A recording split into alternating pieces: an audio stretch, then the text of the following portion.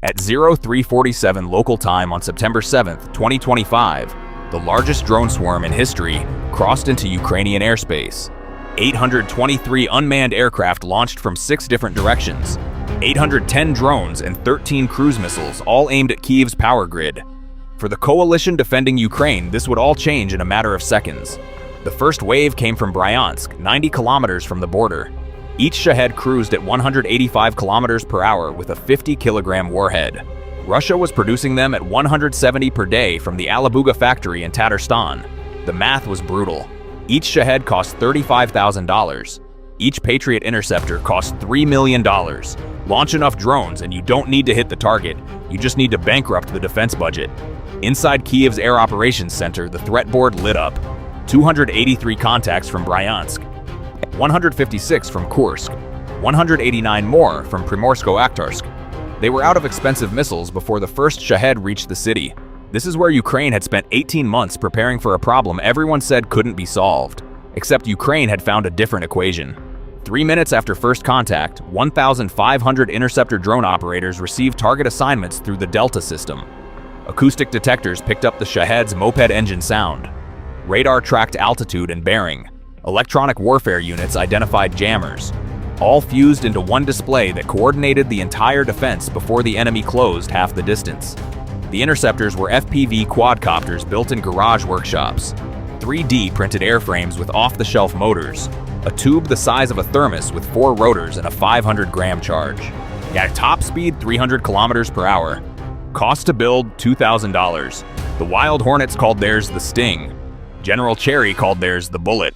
Dozens of small companies racing to produce the cheapest weapon that could catch a Shahed. At 0352, the first interceptors launched.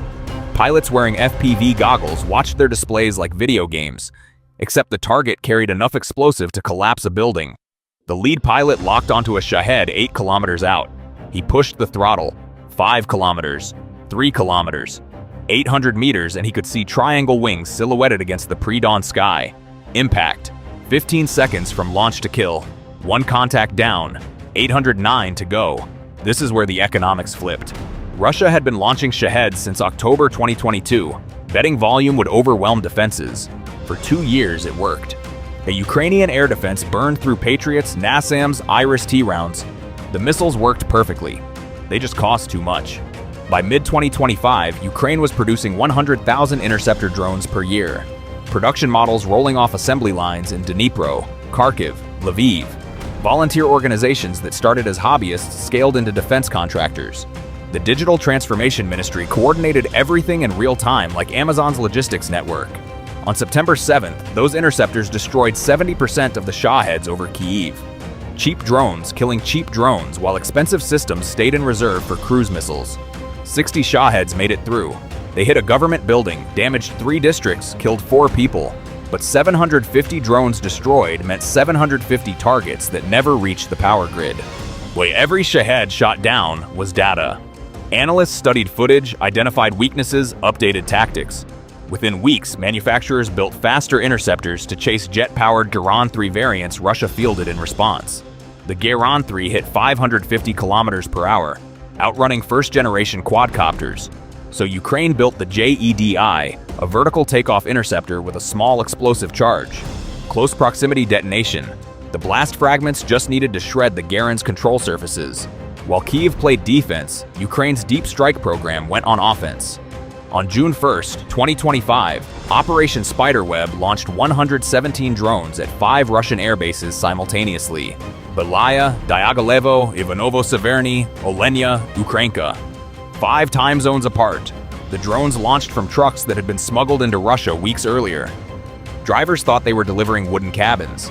The strikes were precise. FPV drones diving onto 2 95 bombers, hitting fuel tanks in the wings. 20 aircraft hit, 10 destroyed, 2 A-50 radar planes knocked out at Ivanovo. Russia moved surviving bombers east, beyond Ukrainian drone range. But the real target wasn't aircraft. It was the air defense network. Ukrainian special forces made destroying Panzer systems priority 1. The Panzer is truck-mounted point defense specifically designed to kill drones. By February 2026, SBU Alpha claimed they'd neutralized half of Russia's Panzer inventory.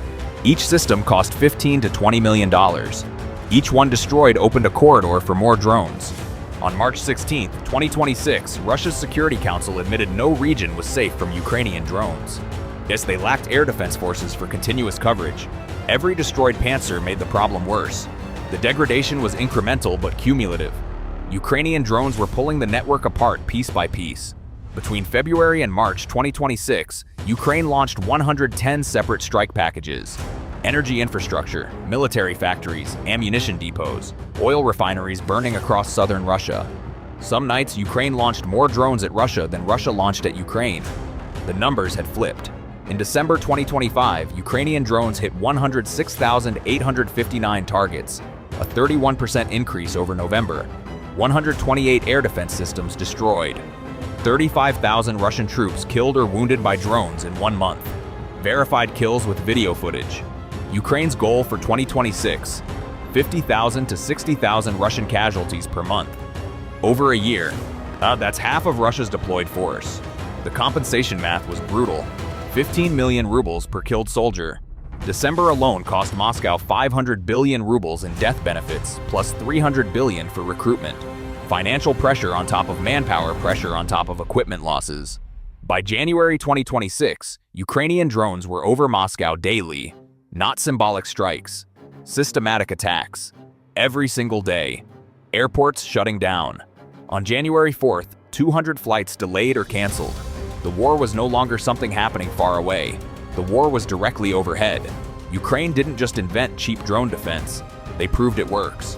When Iran started launching Shaheds at US installations in the Persian Gulf in early 2026, the Trump administration had a problem. Patriot batteries work against ballistic missiles. They're useless against drone swarms. Oh, too expensive. Wrong tool. So the US called Ukraine. Ukraine sent 201 military experts to the Gulf by mid-March. Jordan, UAE, Saudi Arabia, Bahrain, Qatar. Countries facing the same threat Ukraine battled since 2022. Ukrainian interceptor manufacturers ramped production for export. The UK committed to producing 1,000 Octopus interceptors per month starting February 2026. Zelensky pitched them in London as a solution NATO hadn't solved, because NATO prepared for high-end conflicts with sophisticated weapons. Nobody prepared for warfare where decisive technology costs less than a used car. The interceptors weren't perfect. They needed trained pilots, good weather, clear lines of sight. Electronic warfare disrupted control links. GPS jamming degraded navigation, but they worked. A 70% intercept rate against Shaheds over Kyiv in February 2026. 87% later that month with AI-enabled targeting that let fewer operators control more drones. The technology iterated faster than Russia could adapt. Every time Russia fielded a new variant with better jamming or higher speed, Ukrainian manufacturers updated interceptors within weeks. The Garin 5, Russia's latest iteration, ditched the Delta Wing entirely. Conventional cruise missile design, Chinese turbojet engine, air launch capability from Su-25 aircraft. Top speed over 500 kilometers per hour, too fast for most interceptors. So Ukraine developed Jedi, a quadcopter that couldn't outrun the Garin 5 but didn't need to. It used radar cueing to position along the predicted flight path, then fired a small explosive charge in proximity. Not a direct hit. A near miss throwing fragments into the Garin's engine intake or control surfaces. Enough damage to send it tumbling before reaching the target. This is an arms race in real time. Russia builds faster drones, Ukraine builds faster interceptors. Russia adds backward-facing cameras and anti-aircraft mines to drones. Ukraine approaches from below. Russia deploys foam decoys to waste interceptors. Ukraine trains operators to identify decoys by flight characteristics. Every innovation triggers a counter-innovation. The cycle won't stop as long as factories remain operational. Here's the strategic reality. Ukraine is winning the economic equation. Russia launches 5,000 Shaheds per month. Ukraine shoots down 75 to 85% with interceptors costing 1/10 what Russia spent. The exchange rate favors the defender. Every dollar Russia spends gets countered by 10 cents of Ukrainian interceptor. Multiply that across thousands of engagements and Russia burns resources faster than Ukraine spends them. The problem for Russia is they can't stop. Stopping means admitting the strategy failed. Continuing means bleeding cash and manufacturing capacity on weapons that mostly get destroyed before reaching targets. Meanwhile, Ukraine's deep strikes keep hitting production infrastructure. drone factories in Tatarstan taking damage, supply chains disrupted, component shortages because Western electronics are harder to smuggle through sanctions. Every Panzer destroyed opens more airspace for follow-on attacks. The degradation is systemic. Russia's air defense network isn't collapsing, but it's fragmenting. Gaps appearing where coverage used to be solid. Ukrainian drones flying deeper with higher success rates because the systems that would have stopped them aren't there anymore. Data from early 2026 shows warfare at a pace traditional militaries aren't built for. Ukraine produced 4 million drones in 2025, planning 6 million in 2026. Not big strategic platforms, small tactical drones, FPV systems for frontline recon and strikes, interceptors for air defense, long-range platforms for deep strikes into Russia. A distributed, decentralized ecosystem where innovation happens at company level, not ministry level. Volunteer organizations submitting designs, startups winning government contracts. The entire system optimized for speed and iteration, not bureaucracy and procurement processes that take years.